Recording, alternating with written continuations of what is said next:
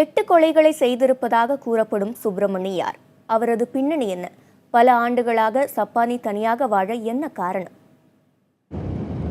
திருச்சி கூத்தைப்பார் கிராமத்தைச் சேர்ந்த தங்கதுரை என்பவர் கொலை செய்யப்பட்ட நிலையில் கடந்த 13ஆம் தேதி சடலமாக கண்டெடுக்கப்பட்டார். அந்த கொலையில் தொடர்புடையதாக சந்தேகித்து சப்பானியை காவல்துறையினர் கைது செய்தபோதுதான் பல திடுக்கிடும் உண்மைகள் வெளிவந்தன. 2009ஆம் ஆண்டு அரை சவரன் நகை மற்றும் 20,000 ரூபாய் பணத்திற்காக கூத்தைப்பார் கிராமத்தைச் சேர்ந்த பெரியசாமியை கொலை செய்ததாக சப்பானி கூறியுள்ளார். பணத்துக்கானே அவன் செஞ்சுருக்கான். எங்கள் அப்பா நெல் போட்டதெல்லாம் வாட்ச் பண்ணிக்கிட்டு போயிட்டு வந்துருக்கான் சார். இவன் ஒரு சில பேரை இந்த மாதிரி செய்கிறதுக்கு முன்னாடியே அவங்கள நோட்டம் வேண்டியது.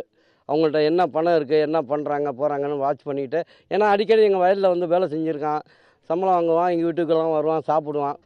ஒரு யதார்த்த மன எண்ணத்தில் அவன் நம்ம இருந்திருக்கான். பெரியசாமி மட்டுமின்றி தொண்டைமான்பட்டியைச் சேர்ந்த சண்முகம் என்பவரை 2013ஆம் ஆண்டு கொலை செய்து புதைத்ததும் விசாரணையில் தெரிய வந்துள்ளது. இந்த கொலைகள் குறித்து தனது தந்தை சேக்கனுக்கு தெரிந்துவிட்டதால் அவரையும் 1.5 ஆண்டுகளுக்கு முன்பு சப்பானி கொலை செய்திருக்கிறார். இந்த ஆண்டில் மட்டும் 3 கொலை செய்ததாக ஒப்புக்கொண்டிருக்கிறார் சப்பானி. பிப்ரவரி மாதம் கூத்தைப்பார் கிராமத்தைச் சேர்ந்த சத்தியநாதன் என்பவரையும், ஜூன் மாதம் அதிமுக கவுன்சிலர் குமரேசன் என்பவரையும் கொலை செய்திருக்கிறார் சப்பானி. சப்பானியும் அன்றைக்கி இப்போ நம்பரை ட்ரேஸ் அவுட் பண்ணி கூப்பிட்டு வந்தாங்க. அவன் உயிரோடு இருக்கிறான், அங்கே இருக்கிறான்னு சொல்லிட்டு ஒரு கதையை கட்டி எங்களை அலைய விட்டான். 2 நாள் பார்த்தோம்.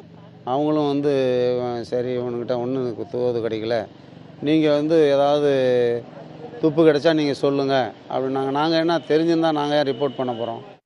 தன் கணவர் விவகாரத்திலேயே சப்பானியை தீவிரமாக விசாரித்திருந்தால் சில உயிர்களையாவது காப்பாற்றியிருக்கலாம் என ஆதங்கப்படுகிறார் குமரேசனின் மனைவி ராஜலட்சுமி. அப்போ எந்த பொண்ணோட போனாங்கன்னு இவங்க காவல்துறை அலட்சியமாக தானே இருந்திருக்காங்க.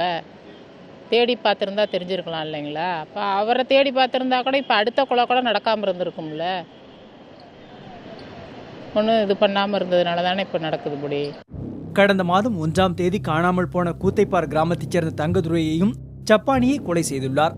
அவர்களைப் போலவே வேங்கூரைச் சேர்ந்த 27 வயது இளைஞர் விக்டர், மாடு மேய்த்து கொண்டிருந்த மூதாட்டி என சப்பானியால் கொலை செய்யப்பட்டவர்களின் பட்டியல் நீண்டு கொண்டே செல்கிறது. சில ஆயிரங்களுக்காகவும் சொற்ப நகைகளுக்காகவும் சப்பானி உயிர்களை காவு வாங்கியிருப்பது காவல்துறையினரின் முதற்கட்ட ஆய்வில் தெரிய வந்திருக்கிறது. புதிய தலைமுறைக்காக செய்தியாளர் லெனின்.